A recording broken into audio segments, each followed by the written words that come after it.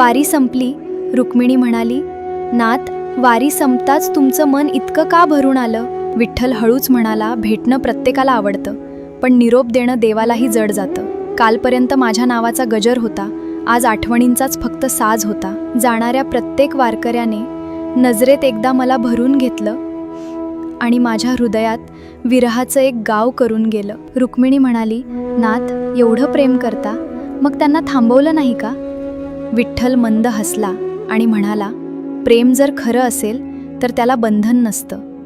भक्त जर माझा असेल तर त्याला अंतर नसतं. कारण भेटीचा आनंद क्षणभर असतो, विरहाची वेदना जन्मभर असते. भक्त घरी परततात खरे, पण माझी वाट मात्र त्यांच्याच पावलांवर असते. विठ्ठल आकाशाकडे पाहत म्हणाला, पुढच्या आषाढाची मी वाट पाहीन, प्रत्येक अश्रूची फुलं करीन.